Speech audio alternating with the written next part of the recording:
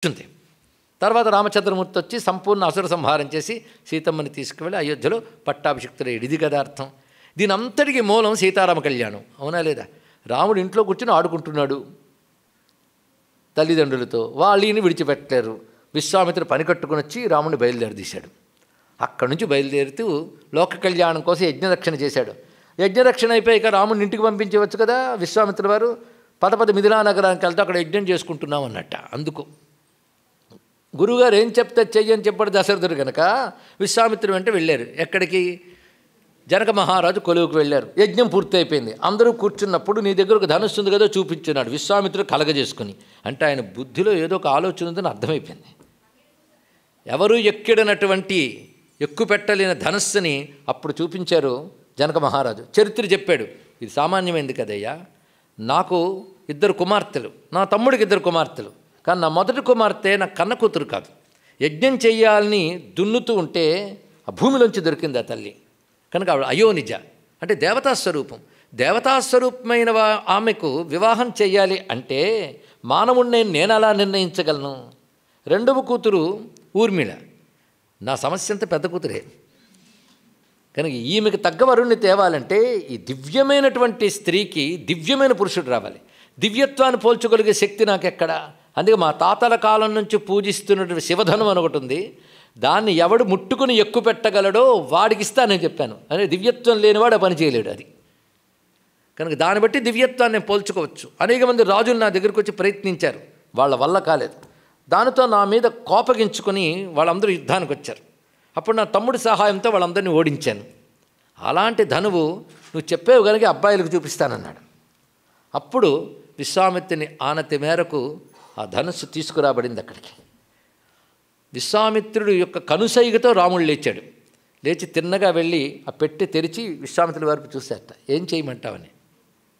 నువ్వు ముట్టుకోవే చాలు, ఏం చేయాలో నీకే తెలుస్తుంది అన్నాడు. ఇక్కడ ధనుస్సు తీసేయండి. ఆ తీస్తున్న వైనం చూడాలి. రామచంద్రమూర్తి తీస్తున్న వైనము మంజూషలోని అమర్చి కోణం బందు నొక్కి త్రాటన్ ఎక్కుపెట్టే కాబోలు మంజూషికా వినిర్గమనంబు వేళకే జావల్లి బిగిసియుండే. అసలు వింటి నారి విల్లు ఈ 2 విడివిడిగా ఉంటాయి. ఇప్పుడు అంటే ధనుస్సు నారి వేడిగా ఉంటాయి. అది బయటికి తీసి దాన్ని వంచి తాడుతో ఎక్కుపెట్టాలి. అసలు ముట్టుకోవడమే కష్టం. దాన్ని పట్టుకుని పైకి లేపడం మరీ కష్టం. దాన్ని వంచి బిగించాలి. ఇంత పని పెట్టెలోనే చేసేట మహానుభావుడు ఇక్కడ. అందుకే మంజూష అంటే పెట్టె. మంజూషలోని అమర్చి కోణం బందు నొక్కి త్రాటన్ కొప్పు నెక్కు పెట్టె కావాలి. కొప్పు అంటే ధనుసుకి ఇటు అటు ఉండే కొనలు. మంజూషిక వినిర్గమనంబు వేళకే జావల్లి బిగిసియుండే. ఆ పిల్లు బయటకు తీసేటప్పటికే వింటినారు బిగిసిపోయిందిరా. అలా చేశాడండి మహానుభావుడు. అప్పుడు ఎప్పుడైతే ఆ ధనుస్సుని ఇలా పట్టుకున్నాడో అంతఃపుర గవాక్షంబున, అక్కడ అంతఃపురం పైన ఒక కదలిక, స్త్రీల కదలిక కనబడింది ఆయనకి. అంటే చెలికత్తెలతో సీతమ్మన్నది. అది చూశాడు ఆయన. ఆవిడెవరో చూద్దామంటే ధనుస్సు అడ్డంగా కనబడుతుంది ఇక్కడ. వెంటనే అక్కడున్నటువంటి సీతమ్మకు ప్రమాణము ధనువు జానకి దృష్టికి అడ్డంబుగా వచ్చునంచు ఎంచె కాబోలు అడ్డంబుగా చేసే ధనువు. అంతవరకు నిలువుగా ఉన్న ధనువు సీతమ్మ దృష్టికి అడ్డంగా వస్తున్నట్టుంది, ఆమె ముందు చూడాలన్నట్టుగా అడ్డంగా చేసేట. చేసి తాడు పిడిబాకువోలే వ్రియలలాగే, బాకు లాగినట్టుగా తాడును లాగాడు.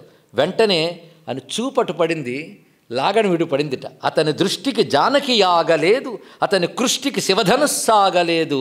సీత పూజడ వెన్నుగా శిరసు వంచే చెరకు గడవోలే నడిమికి విరిగధనువు అన్నాడు. వెంటనే చూడగానే సీతమ్మ సిగ్గుతో తల వంచుకుందిట. మనం అంటూ ఉంటాం ఆ రోజుల్లో సిగ్గు అనేది ఒకటి ఉండేదని. అందుకే చూపు పడగ. ఇప్పుడు మీకు వెతికినా కనబడదండి, బాధ లేదు. నేను చెప్పింది ఎవరిని అవమానించడం కాదు, పైగా ఉంటే నేరం కూడా ఈ రోజుల్లో. సరే, అతని దృష్టికి జానకి యాగలేదు, అతని కృష్టికి శివధనుస్సా, కృష్టి అంటే లాగడం. అతని దృష్టికి జానకి యాగలేదు, అతని కృష్టికి శివధనుస్సాగలేదు. సీత పూజడ వెన్నుగా శిరసు వంచే. అతని దృష్టికి ఆగలేక అప్పుడు తల వంచిందిట. అతని కృష్టికి ఆగలేక ధనుస్సు విరిగిపోయింది. చెరకు గడవు ఒలే నడిమికి విరిగ ధనువు. అది జరిగింది. ఆ తర్వాత ఆనందించారు అందరూ కూడా. జనక మహారాజు హృదయంలోని దిగులిపోయిందండి. ఇన్నాళ్లకి సంతోషించాడు. వెంటనే సీతమ్మను రాముల వారికి ఇచ్చి వివాహం చేస్తానన్నాడు. మా నాన్నగారు రావాలన్నాడు ఆయన. అక్కడ గురువుగారు చెప్పారు ఇంత పని చేశాను, వివాహం అంటే నాన్నగారు రావాలి. వెంటనే కబురు పంపించారు. దశరథ మహీపతి పత్నులతో పరివారాలతో ఆనందంగా వచ్చాడు. ఆ వచ్చిన తర్వాత రాముడు చేసినటువంటి ఈ పనికి మిగిలిన 3 అన్నదమ్ములకి పెళ్ళిళ్ళు సెటిల్ అయిపోయాయి. ఊర్మిళ, మాండవి, శృతకీర్తి, లక్ష్మణ, భరత, శత్రుఘ్నులకి వివాహం అవుతుంది. చక్కగా వివాహోత్సవాలు 4 జరిగాయి కదా. ఇది సీతారామ కళ్యాణం అనే వైభవమైన ఘట్టాన్ని మనం ఇప్పుడు స్మరించుకున్నాం సీతా స్వయంవరంతో పాటు. ఇవాళ కూడా ఇక్కడ అక్షతలు వేశారు.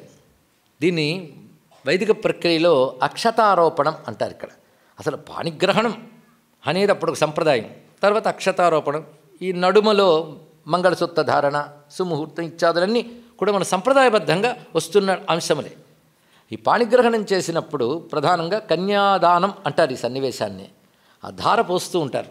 జనక మహీపతి రామచంద్రమూర్తి పాదాలు కడుగుతూ ఒళ్ళు పులకించిపోయింది ఆయనకి. ఎందుకంటే ఆ నారాయణ పాదాలు కడగడం అనేది ఎంత భాగ్యం అతనికి లభించింది. అతని భార్య స్వర్ణ కలశంతో నీళ్లు పోస్తూ ఉంటే ఆయన పాదాలు కడిగి జల్లుకుని వాళ్ళిద్దరికి చేతిలో చెయ్యి పెట్టేటండి. చెయ్యి పెట్టి అంటున్నాడు, మహామంత్రంగా చెప్తూ ఉంటారు పెద్దలు ఈ మాటని. ఇయం సీత మమసుత సగధర్మచరీతవ ప్రతిచ్చైనాం భద్రంతే పాణిం గృహ్ణీష్వ పాణినా పతివ్రత మహాభాగా ఛాయేవానుగత సదా. ఈ 3 వాక్యములు మంత్రంగా వివాహ సమయంలో స్మరించడం కూడా జరుగుతుంది. ఇయం సీత మమసుత, ఈ సీత నా కూతురున్నాడు చెప్పడం మాట ఎంత అందం చూడండి. ఇయం అంటే ఈమె, ఈమె సీత నా కూతురు అంటే నా కూతురు సీత అనలేదు చూడండి. ఇయం ముందు చెప్పింది ఇయం అంటే ఈమె, ఈమె అంటే దగ్గరుంటే ఈమె, దూరం ఉంటే ఆమె, అంతే కదా. ఈమె ఆమె అని ఎవరి గురించి చెప్తారంటే ఎవరి గురించి చెప్పడానికి మాటలు చాలవో వారు. కానీ అనిర్వచనీయమైన ఒకానొక మహాశక్తి అయిన మహాలక్ష్మి ఈమె. ఆమె సీత, సీతారూపంతో నాకు వచ్చి అప్పుడు మమసుత నా కూతురైంది. ఇప్పుడేమవుతుంది, నీకు పత్ని అవుతుంది. అందుకే ఇయం సీతా మమసుత సహధర్మచరీతవా, నీ ధర్మముల్లో నడుస్తూ నీతో పాటు ఉంటుంది. ఈమె చేతిని పట్టుకో నీకు భద్రమగ్గాక. అదేమిటండి, ఎప్పుడు అందుకే పెళ్లి కూతురునిచ్చేవాడు పై చేయిగా ఉండాలండి. అది చెప్తున్నారు ఇక్కడ. ఈమె చేతిని తీసుకో నీకు భద్రమగ్గాక అంటే సీతమ్మ చెయ్యి పడితే నీకు భద్రం నాయనా అన్న మాట వచ్చేసింది జనక మహీపతి నోట నుంచి. ప్రతిచ్చ చైనా భద్రంతే పాణిం గృహ్ణీష్వ పాణిన. పయ్యుడు ఎవరనుకున్నావు, పతివ్రత. ఇంకా పెళ్ళే కాలేదు, పతివ్రత సర్టిఫికేట్ ఇచ్చేస్తున్నాడు ఈయన. అంటే అర్థం అయ్యే చెట్టు ఆకుల్లోనే చెప్తుందని ఉత్తమ గుణాలు సహజ స్వభావ సిద్ధంగా ఉండాలి. అలా ఉన్నటువంటి సాధ్వీ లక్షణములు కలిగినటువంటి ఆమె ఈమె. పైగా మహాభాగ, సామాన్యురాలు కాదు, మహానుభావురాలు. ఛాయేవ అనుగతా సదా, నీడలా నిన్ను వెన్నంటుంటుంది. అచ్చం ఆయన ఏం చెప్పాడు అదే చేసిందండి ఆవిడ. అక్కడ సగధర్మచరీతవా అన్నట్లుగా రామధర్మానికి సహకరించింది ఆవిడ. రామధర్మం ఏమిటి, రాజ్యం వెళ్ళడమే కాదు, రావణాది రాక్షసుని సంహరించడం. అందుకు నేను వెళ్తే కానీ జరగదని వనవాసానికి కూడా వచ్చింది. ఈ మొత్తం దీంట్లోనే రామాయణ కథ మంత్రమంతా ఉన్నది ఇక్కడ. కానీ కళ్యాణ సమయంలో మన సీతారాముని స్మరించుకున్నాం. మళ్ళీ రుక్మిణి కృష్ణ జన్మని కదా, ఆయన కృష్ణుడికి అవతరించినప్పుడు ఆ తల్లి రుక్మిణి అయింది. ఆ కథ ఇంత కళ్యాణం చేశారు కనుక అది ఒక్కటి మనం స్మరించుకుందాం. వినుము విదర్భదేశమున వీరుడు వినుము విదర్భదేశమున, విదర్భదేశంలో కుండిన భర్త భీష్మకుండను దొడ్డరాజు కలడు. అతనికి ఏవురు పుత్రులు, అది విదర్భదేశం. అక్కడ కుండిన రాజు, కుండిన రాజధాని, దానికి రాజు భీష్మకుడు. ఆయనకి 5 కొడుకులు, రుక్మి, రుక్మరథ, రుక్మబాహు, రుక్మకేశి, రుక్మమాలి, 5. అందరకు కడగొట్టు చెల్లెలై, అందరికీ కడగొట్టు అంటే 5 తర్వాత పుట్టిన ఆవిడెవరు, రుక్మిణినా ప్రసిద్ధయ్యి. ఆవిడ పేరు రుక్మిణిట. ఈ పేర్లు జాగ్రత్తగా వినండి, తర్వాత దీనిలో అంతరార్థం చూడాలి. దేవతల కళ్యాణాలు అంతరార్థం కదా, అంతరార్థం అత్యంత ముఖ్యం. 5 అన్నదమ్ములకి ఒక చెల్లి. భీష్మకుడు రాజు, విదర్భదేశంలో పాలన చేస్తున్నాడు. ఆ సమయంలో క్రమంగా చిన్నప్పటి నుంచి వాళ్ళ ఇంటికి అందరూ వస్తూ ఉన్న వాళ్ళందరూ కూడా, అంటే ఆ రోజుల్లో ద్వాపర యుగంలో ఒకటే సబ్జెక్టు కృష్ణుడు, ఇంకో సబ్జెక్ట్ లేదు. ఈ రాజలోకంలో 2 రకాలుగా కృష్ణుడి గురించి చర్చ జరిగేదిట. ఉత్తములైన వాళ్ళందరూ కృష్ణుడు మహానుభావుడని ఆనందంగా భక్తిగా ఉంటే, దుష్టులందరూ భయంగా ఉన్నట్ట.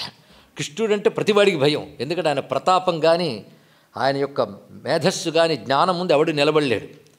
ఎందుకంటే అంతకుముందే జరాసంధాదుల్ని ఆయన ఎలా సంహరింపజేశాడో తెలుసు. దానికి ముందు మన శిశుపాలుడు వాళ్ళని, వాడికి ఫ్రెండ్ అయినటువంటి వాడు వీళ్ళందరినీ ఎలా కొట్టేయడం ఒక్కొక్కరిని కూడా తెలిసిన విషయమే కదా. అలాగా జరాసంధుడు మొదలైన వారందరినీ పరాక్రమంలో ఎదుర్కొన్నటువంటి వాడే. ఎన్ని మార్లు ఆ విధంగా వాడిని దూరంగా తరిమేడు, ఎన్ని దండయాత్రలు చేసేసాడు జరాసంధుడు, వాడిని ఎలా కొట్టాడు ఆయన. ఆ పరాక్రమం అందరికీ తెలుసు, మనకు తెలియదు. కృష్ణుడు అంటే ఏదో యుద్ధం నడిపినవాడు, చాకచక్యం తెలిసినవాడు, వేణు ఊదినవాడు అనుకుంటాం. కానీ ప్రతాపకృష్ణుడిని చూడాలంటే భాగవతం చదవండి. ఎంత ప్రతాపమో. లేకపోతే 7 భయంకరమైన ఎడ్లు వృషభాలు వస్తే ఒక్కడు వాటిని నిగ్రహించాడు. అటువంటి పరాక్రమవంతుడు.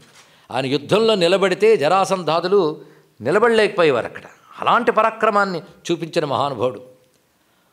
వాడికి జరాసంధుడికి మిత్రుడు శిశుపాలుడు. ఆ శిశుపాలుడికి మిత్రుడు రుక్మి. రుక్మి అంటే 5